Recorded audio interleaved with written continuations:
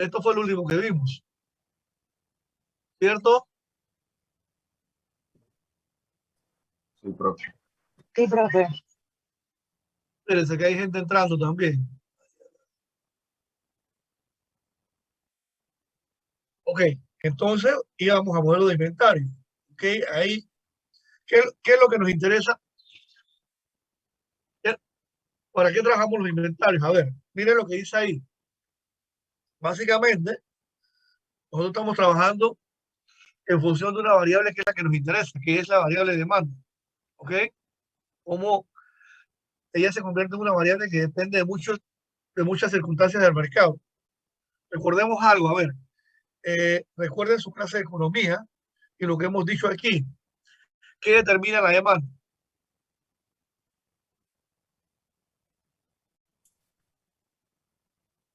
¿Qué determina la demanda? A ver, Azucena.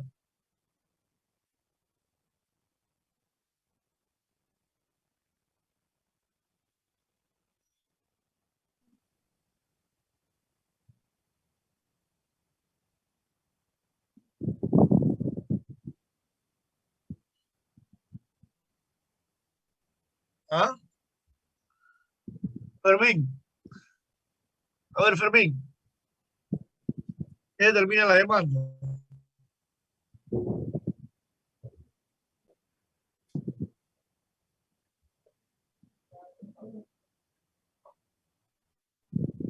Wow. Aníbal, ¿qué determina la demanda? Los clientes.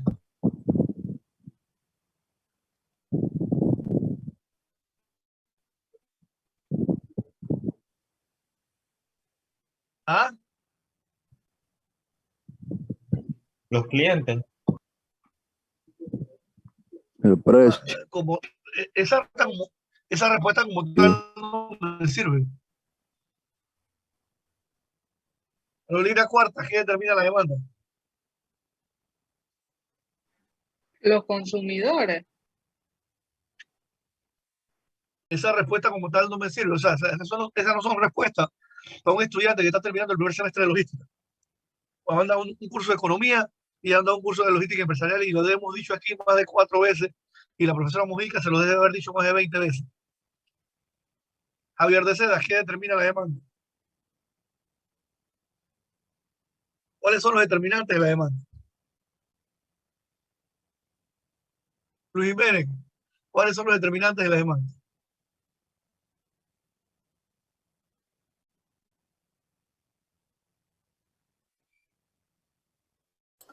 Profe, los determinantes serían el precio del producto, el número de la población, los ingresos o renta de la población, los gustos o preferencias de la población Ajá, y los, los precios de los bienes y productos relacionados. ajá, Perdón, precio del producto sustituto. ajá. ¿Qué más? Y las expectativas, ¿ok? Bien, amén, por lo menos alguien contesta. Sí, entonces indiscutiblemente la demanda va a estar en función de eso.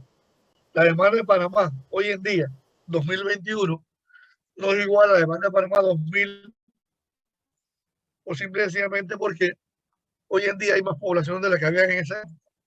Hoy en día los salarios o los ingresos son mejores de los que había en esa época. ¿Ok? Bien. Pero miren lo que dice la plantilla. Dice, existe la demanda independiente y la demanda dependiente. O sea, ¿cuán dependiente es la demanda?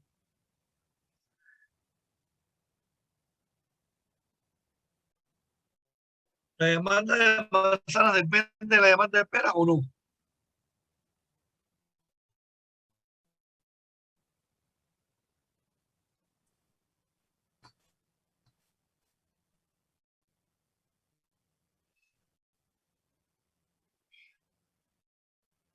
Javier de Seda está ahí.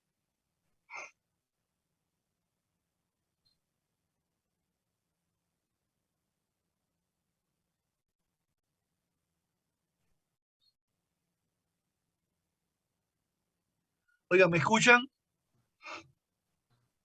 Sí, profesor. Entonces contéstenme, pues si me escuchan, No, contéstenme. creo que es independiente.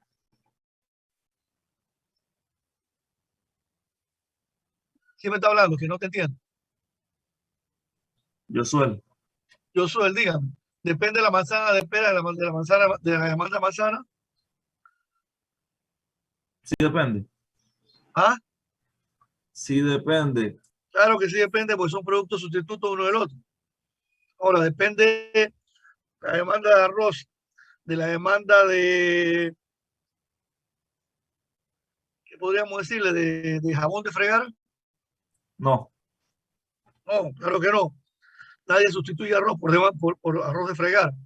Entonces usted ve en el ejemplo que dice ahí, la demanda de refrigeradora no depende de la demanda de hornos eléctricos, indiscutiblemente, ¿verdad? A menos que usted esté amueblando su casa.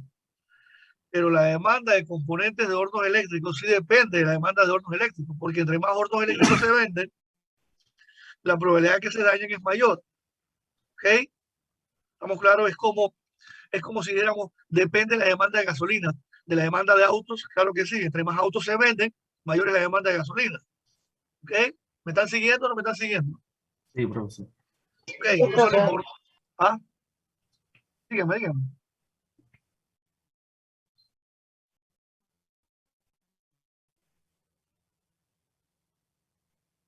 ¿Ok? Entonces, bien, también es importante considerar los costos de mantener, ordenar y preparar los inventarios, ¿no? Todos estos costos están asociados a los inventarios en el tiempo y tenemos que tomar en cuenta estos costos que ya hemos analizado hasta cierto punto, ¿no? Cuando hablamos ya hace buenas semanas del costo de obsolescencia, de los costos ocultos, de las mermas, de los robos, todo esto es importante. Yo les cuento una anécdota que vivimos hace muchos años. Normalmente la demanda de libros, de útiles escolares, de textos escolares, se da entre febrero y mayo de cada año. Ya después de esa época casi nadie compra libros. ¿Ok?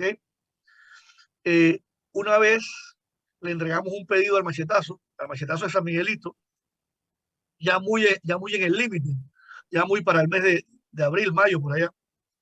Y el año siguiente, el machetazo de San Miguelito nos hace un pedido grande de ese mismo texto. Entonces a nosotros nos llamaba mucho la atención el hecho de que estuvieran pidiendo ese libro, se habían pedido muchos libros en el límite, o sea, ellos debían tener límites, libros en inventario almacenados. Pues recuerden que el machetazo, el área que utiliza para útiles escolares, es la misma área que utiliza para artículos de Navidad. Entonces, cuando ellos quitan los libros, ponen otras cosas, después ponen otras cosas, y ahí van alternando el uso de ese espacio, dependiendo de la época del año que se viva. Entonces, alguien nos llamó y nos dijo que en Salsipuede estaban vendiendo algunos libros nuestros, pero lo más interesante era que no eran libros de segunda, que estaban nuevecitos. Pero nosotros decíamos, solamente existen dos probabilidades. O en la imprenta, donde hacen los libros, se hicieron más libros y alguien los vendió bajo cuerda, o algún cliente nuestro, los empleados le robaron los libros. Y efectivamente lo que había pasado era que al machetazo le habían robado algunos libros y los habían vendido en Salsipuede.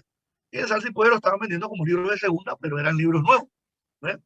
Entonces hay que tener mucho cuidado porque cuando usted mantiene inventarios de este tipo, o sea, de productos que son muy estacionarios, que tienen una estación, un determinado momento, una determinada temporada en el tiempo, tiene que haber la seguridad de que eso se va a mantener ahí y el inventario va a volver a la venta. ¿Verdad? Hoy en día esos controles, desde el punto de vista tecnológico, son muy sencillos, desde el punto de vista físico son medio complicados porque a veces todas las áreas no se pueden cubrir y eso es un poco difícil. ¿Cogieron la idea de lo que estoy diciendo? Sí, profesor. Ok, bien. Entonces, tenemos a lo que llamamos el costo ordenar, ¿no? Esto tiene que ver con el suministro, con el formato, con el procesamiento de los pedidos, con el personal, ¿ok? Preparar. Normalmente hoy en día es tecnología, tienen que existir software para esto, ¿verdad? Que nos ayuden en esto, ¿no? Y esto, hay una relación entre los costos, ¿no? De ordenar, de preparar y de mantener el inventario. Todo esto es importante porque usted tiene que saber qué es lo que está pasando. Eh, Vuelvo y insisto, hoy en día con la tecnología esto es mucho más sencillo de lo que era antes. Antes todo era muy manual, o sea que era mucho más complicado. Entonces tenemos lo que se llama, uy, todavía está entrando gente, vaya a la vida. Tenemos entonces lo que se llama, déjeme echar esto un poquito para arriba, modelo de inventario para demanda independiente, ¿no? Este tipo de modelo se enfrenta a dos preguntas: ¿cuánto ordenar y cuándo ordenar? O sea, ¿cuánto tenemos que pedir y cuándo lo debemos pedir? Para este tipo de demanda independiente podemos contar con el modelo de la cantidad económica de ordenar, el IOQ, el modelo de la cantidad económica a producir y el modelo de descuento por cantidad. Tenemos tres modelos ahí que nos ayudan a trabajar con demanda independiente. Veamos el primero, que es el Economic Order Quality, ¿ok? Es la más antigua, técnica, fácil de usar. ¿De qué depende? Uno, debemos conocer la demanda. ¿Ah? La demanda es conocida, es constante e independiente. El ejemplo que utilizamos hace un momento, el ejemplo de los libros, normalmente casi siempre los clientes te arrancan con el primer pedido dependiendo del comportamiento del año anterior. O sea, ¿qué te dice? Bueno, X libro, vamos a utilizar un libro que todo el mundo conozca. ¿Ustedes utilizaron el álgebra de Baldor? Sí, profe. Sí, profe. Sí, ok, bien. Vamos a suponer los machetazos. Los machetazos, por ejemplo, el machetazo, porque el machetazo es un almacén bien responsable. Los machetazos, cada uno hace su pedido independientemente, o por lo menos antes lo hacían así. ¿Verdad? San Miguelito hace su pedido, Calidón hace su pedido, Santana hace su pedido, la 24 hace su pedido, y así sucesivamente. Ejemplo, el que mejor conozco, Caledonia, que era con el que mejor relación teníamos. Ok, Caledonia te dice a ti, bueno, en el mes de enero, finales de enero, te dice, tráigame 200 libros de Alex Baldor.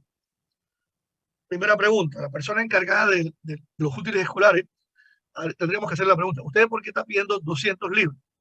Bueno, ella te va a decir: bien, el año pasado nosotros hicimos 3 pedidos, ¿ya?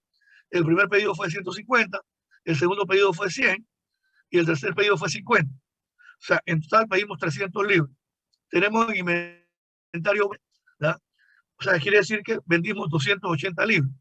Nosotros debemos partir de la idea de que este año debemos estar vendiendo de 280 libros o más, porque la población crece normalmente.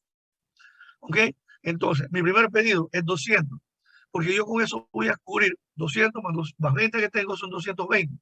Yo con eso pues, voy a cubrir por lo menos el primer mes de ventas.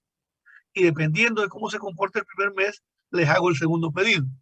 A eso llamamos una demanda conocida. Sabemos lo que está pasando, sabemos el comportamiento de ella. Pero además de eso, es importante el tiempo de entrega. O sea, ¿qué significa eso? Es el tiempo entre colocar el pedido y la orden y recibirlo. ¿Ok? Ejemplo, nosotros éramos una editora nacional, o sea que nuestros libros ya estaban aquí, en nuestros depósitos. El pedirlo significaba, te pido hoy y nosotros entregamos mañana, ¿verdad? Pero, ejemplo, editoras que no son nacionales o que sí están aquí, pero que sus casas matrices están en otros países, muchas veces no tienen los textos aquí. Máxime cuando un texto es nuevo y sale por primera vez. Entonces es muy probable, y también como son más grandes, tengan que atender más pedidos, el pedido no se entregue inmediatamente, ¿no? Todo eso hay que tomarlo en cuenta. ¿Ya? La recepción del inventario es instantánea y completa. Bueno, normalmente los almacenes en Panamá, caso específico del machetazo, la recepción es instantánea. O sea, vuelvo al ejemplo del machetazo Caledonia, ellos tienen las dos calles que bordean, una calle, la que sube hacia Caledonia, recibe frío, la que baja de Caledonia hacia Avenida Justo Roseme, hacia Avenida Perú, recibe caliente, o sea, mercancía seca. Indiscutiblemente eso toma tiempo ahí porque hay tantos los camiones, pero normalmente la recepción es en el mismo día, ¿no? ¿Vamos a recibir descuentos por cantidad o no? Bueno, normalmente en este tipo de de artículos que estamos hablando, que son textos escolares, los descuentos están establecidos mediante una norma que más o menos se respeta. Y es el minorista del texto, o sea, el almacén, como el machetazo, se gana el 20% de lo que vale el texto. Entonces, cuando uno factura precio de venta menos el 20%. Eso hace que ellos entiendan que tú quieres que vendan el libro a ese precio. La mayoría de las librerías respetan ese precio. Algunas no lo respetan. El machetazo por lo menos lo respeta, ¿verdad? Pero cuando el cliente es pequeño, que ya no es el machetazo, es un cliente menor, ya tú no le das el 20%, le das el 18%, porque la cantidad es menor. Entonces, eso es como un acuerdo que existe en el mercado y va a estar definido por la cadena de suministro. O sea, se dice en textos escolares, el minorista se gana el 20%. ¿Okay? Algunos independientes, ustedes han visto, no sé, bueno, a la universidad no han tenido la posibilidad de ir, pero muchas universidades privadas tienen sus propias librerías o tienen personas que venden textos dentro de las universidades. Esas personas a veces te exigen hasta más, te exigen el 30%, lo cual no es lógico ni adecuado, ni es correcto, pero como son el único vínculo entre el estudiante y la editora, muchas veces uno acepta. ¿Ah? ¿Estamos claros? ¿Me están siguiendo? Si hay alguna pregunta, háganla, ¿ok? ¿Me están siguiendo? Sí, profesor. Ok. Ustedes ven, dice, los únicos costos variables son los costos de preparar o colocar una orden. Indiscutiblemente. El costo variable, ¿cuál es el costo variable de un libro?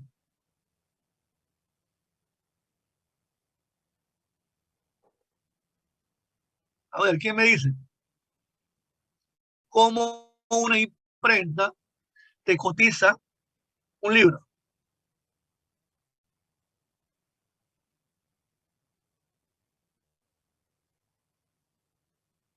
A ver, ¿quién me dice? ¿Quién tiene idea?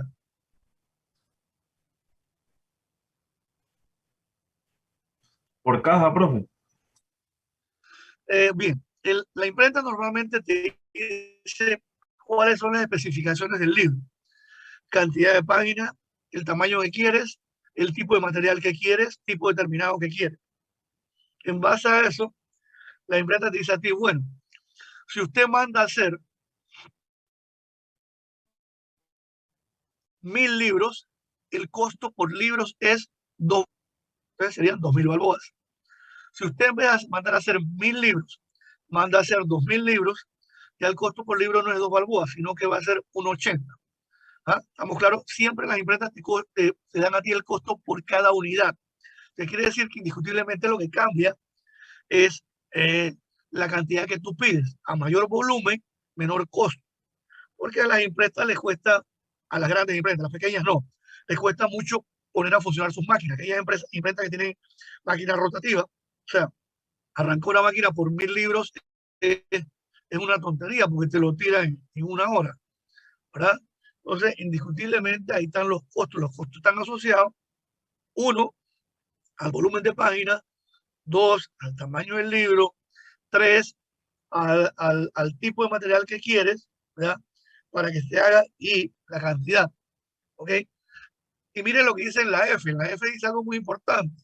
Los faltantes y de existencia se evitan por completo. ¿Por qué los faltantes se evitan por completo? Porque cada vez que usted no tiene un producto de existencia, usted perdió una venta. ¿Se entiende eso o no se entiende? Entonces, indiscutiblemente, cuando uno calcula inventario, cuando uno calcula los costos de inventario, uno siempre debe calcular el costo de no tener el producto. ¿Qué pasa si no lo tenemos y la gente lo quiere? Perdimos una venta. Entonces eso tiene un costo también. Hay un costo asociado que uno le llama. ¿Me están siguiendo o no me están siguiendo? Sí, ¿Se profesor. entiende o no se entiende? Ah, ¿sí? Si hay alguna pregunta, por favor me dicen, ¿ok? Me dicen, aguante, que le llamamos, son unos triángulos que tienen diferentes momentos, ¿no? Ustedes ven el eje vertical, tenemos la cantidad que se debe ordenar, ¿no? Entre el máximo y el mínimo, ¿no? Aquí lo observo, ¿no? Aquí está el mínimo, acá en el pico máximos.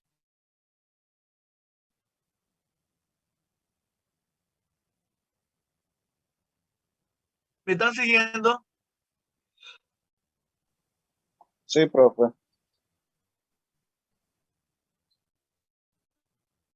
Jóvenes. Isamar, ¿me está siguiendo?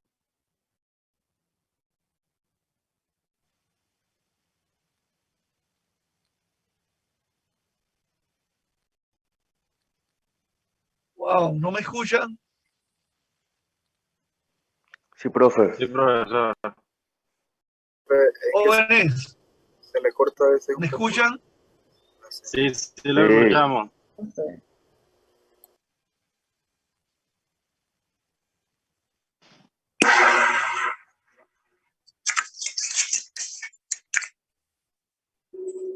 Profe, yo creo que ustedes que no nos escuchan.